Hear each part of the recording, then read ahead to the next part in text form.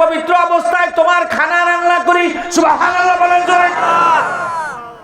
এই পবিত্র অবস্থায় খানা রান্না করি, এই খানা খেয়ে তোমার মধ্যে গায়ে শক্তি হয়, ইবাদত করতে মন চায়, আর এই ইবাদতের যোগ্যতায় তুমি যে ওই জায়নামাজের উপরে দাঁড়াইতে পারো।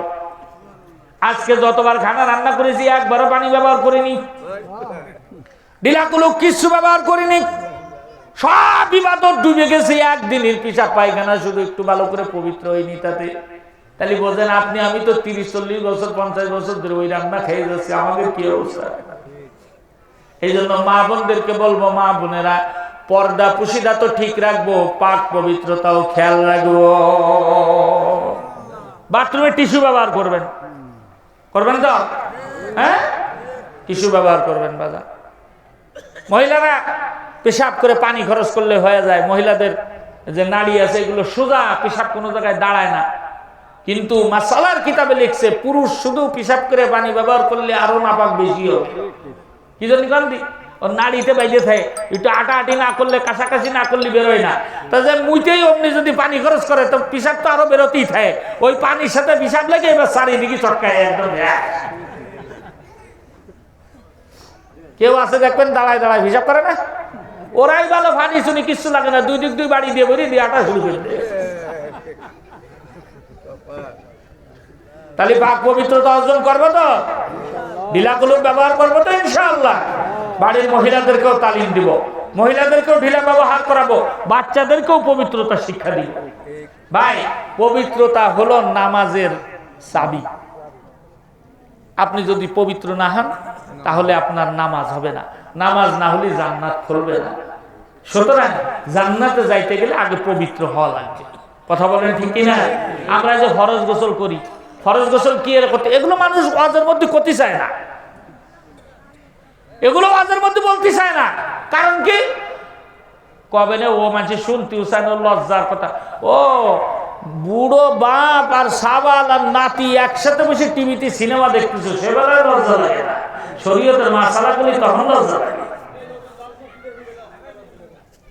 বড় বড় সন্তান সাবালক হয়ে গেলে কিভাবে ফরজ গোসল হয়, কি কি কাজে কিভাবে গোসল ফরজ করতে হয়, ফরজ গোসল কিভাবে করতে হয়, এগুলো জানার দরকার না? এগুলো শিখায় না। ফরজ গোসল করতে গেলে যে নাভির ভিতরে যে অংশ আছে, এই অংশে পানি না গেলে গোসল হবে? এই অংশের ভিতরে আপনি পানি দিতে গেলে আঙ্গুল যদি পানি না ঢুকাই দেন, ঢুকবে? আপনি তো গোসল করেই যাচ্ছেন, এই 20-30-40 বছর ফরজ গোসল করেছেন, চমৎকার। কোনোদিন নাভির মধ্যে হাত দিয়ে পানি দেননি, কানের মধ্যে হাত দিয়ে পানি দেননি, চুলগুলো ভালো করে ডলে না, দাড়ি ঘন থাকলে ভালো করে ডলতে হবে, ডলে না, তেমনি সেমনি করে চলে আসে। ফরজ গোসলে এক চুল পরিমাণ জায়গা কোনো জায়গায় শুকনো থাকলে তার গোসল হবে। এগুলো খেয়াল রাখবো তো ইনশাআল্লাহ। তো যা হোক, এখন আল্লাহর নবী যে দরজার মধ্যে ঠকঠক করছে, করলে হযরত মা আয়েশা দরজা খুলে দিয়ে আড়াল হয়েছেন। এই জন্য আড়াল হয়েছেন যে আল্লাহর নবী ঘরে ঢুকবে আর হযরত মা আয়েশা রাদিয়াল্লাহু তাআলা সালাম দিবে।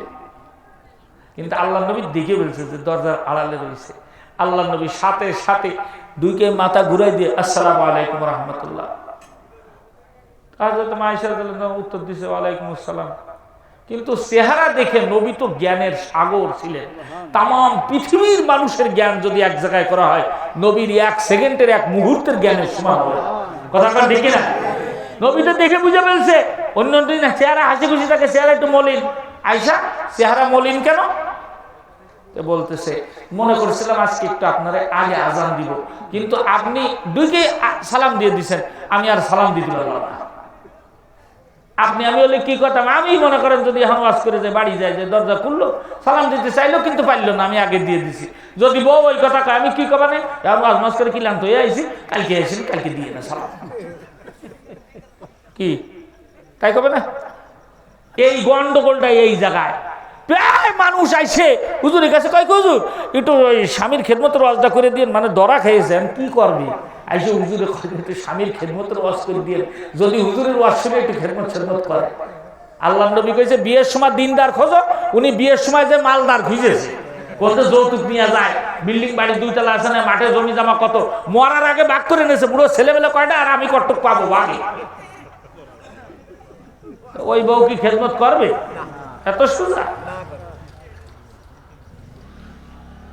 স্ত্রীকে গুরুত্ব দিতে হবে। স্ত্রী গোলাম না, বান্দি না, স্ত্রী হলো সহধর্মিনী। তার মানে প্রত্যেকটা কাজে সুখে দুঃখে তার সাথে থাকা। দেখেন একটা জিনিস বুঝেন, মা বা ভাই বোন আত্মীয় স্বজন সব ছাড়িয়ে আপনার কাছে আইছে, কথা কেন? আপনি যদি তার সাথে খারাপ ব্যবহার করেন যাবে কোন জায়গায়? এই জন্য সাবধান, স্ত্রীর সাথে ভালো ব্যবহার করবে। আল্লাহ রাসূল বলেন সমাজের মধ্যে সব থেকে উত্তম মানুষ সে যে তার স্ত্রীর সাথে ভালো ব্যবহার করে। সুবহানাল্লাহ বলেন। আর স্ত্রীও স্বামীর খেদমত করবে। স্বামীর বাদে খেদমত কার করবে? কারণ স্ত্রীর ব্যাপারে আল্লাহর রাসূল বলেন আসমানের নিচে জমিনের উপরে যদি আল্লাহ তাআলা বাদে কাউকে সেজদা দেওয়ার অনুমতি থাকতো, রাসূল বলেন আমি মহিলাদেরকে বলতাম তোমরা তোমার স্বামীর পায়ে সেজদা করো। সুবহানাল্লাহ বলেন।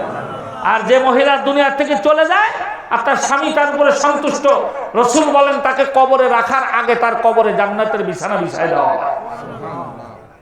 তাহলে মহিলাও স্বামীর খেদমত করবে, স্বামীও মহিলার খেদমত করবে। মহিলার খেদমত করলে ইজ্জত যায় না। আল্লাহ রাসূল নিজে রান্নার কাজে সহযোগিতা করতেন। সুবহানাল্লাহ বলেন।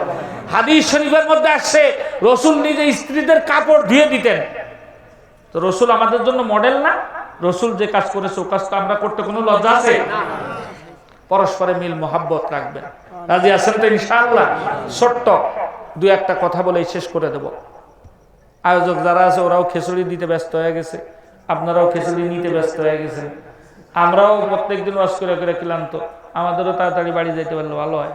তাহলে সবারই মোটামুটি তাড়াতাড়ি ছাড়িয়ে দিলে সবার জন্য সুবিধা।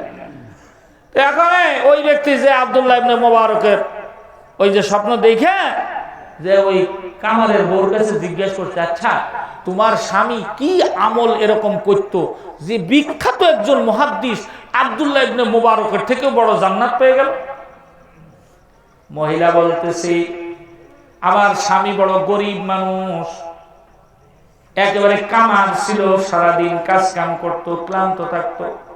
রাত্রবেলায় যখন বাড়ি আসতো ঈশার নামাজ পড়তে দেরি, বান্দার ঘুমাইতে দেরি নাই, কোন এরকম নফল ইবাদত আমি আমার স্বামীর দেখি নাই।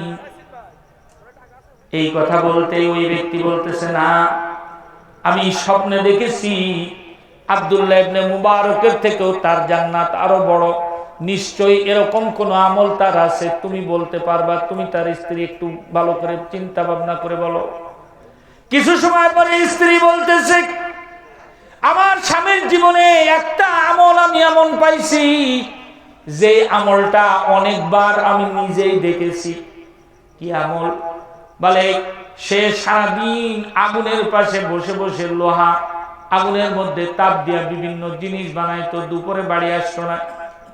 দুপুরের খানা আমি যখন নিয়ে যাইতাম যা দেখতাম আল্লাহর বান্দা গরমের কারণে গায়ের কাপড় চোপড় সব খুলে ফেলেছে, হাতুড়িটা উঁচু করেছে, লোহার মধ্যে বাড়ি দিবে। এমন সময় মসজিদ থেকে আজানের আওয়াজ আসছে, আল্লাহু আকবার আল্লাহু আকবার। এই বলার সাথে সাথে আমার স্বামী ওই হাতুড়িটা ধরে কতগুলো কথা বলতো, আসমানের দিকে তাকায়। বহুবার আমি দেখছি তাকে বলতে, সর্বপ্রথম বলতো আল্লাহ এই দুনিয়ায় তুমি আমারে গরিব বানাইছো, তুমি যদি আমারে ধনবান বানাইতা আমি সারা দিন রাত তোমার ইবাদত করে আমার জিন্দেগি কাটায় দিতাম। কিন্তু তুমি গরিব বানাইছো, সংসার চালাইতে কামাই করা লাগে, এই কামাই করতে সারা দিন আমার খরচ হয়ে যায়, তোমার ইবাদত করতে পারি না। আল্লাহ আমি গরিব, আমার মনের মধ্যে একটা দুঃখ আছে, এই দুঃখের কথাটা আমি কোনোদিন কাউকে কই নাই, তোমাকে আমি অনেকবার বলেছি। আয় আল্লাহ আমার মা বাবা আমার একটা নাম রেখেছে, কিন্তু আমার এই কর্মের কারণে আমার নাম ধরে কেউ ডাক দেয় না। আমার দোকানের সামনে এসে সবাই আমাকে কামার কামার বলে ডাক দেয়। আল্লাহ কামারের কাজ করি তাই কামার বলে ডাক দেয়, কিন্তু তুমি সাক্ষী, এই দেখো তোমার ঘর থেকে যখন আজানের আওয়াজ আসছে আমি কিন্তু এই হাতুড়ি দিয়া রডের উপরে লোহার উপরে আর একটাও বাড়ি দেই নাই।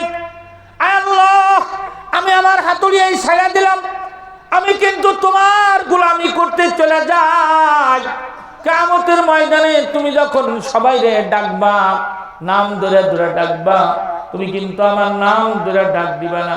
আমার এই কর্মের কারণেই আমি যে কাজ ফেলায় তোমার ইবাদতে চলে গেলাম, এই কাজের কারণে কিয়ামতের ময়দানে সব মানুষের সামনে তুমি কিন্তু আমারে তোমার গোলাম বইলা ডাক দিবা।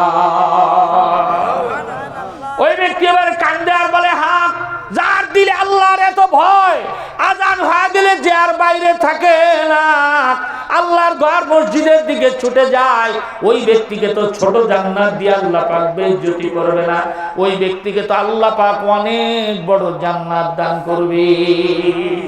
এই জন্য বাজান রে আমার, তাকবীর, দ্বীন ইসলাম জিন্দাবাদ।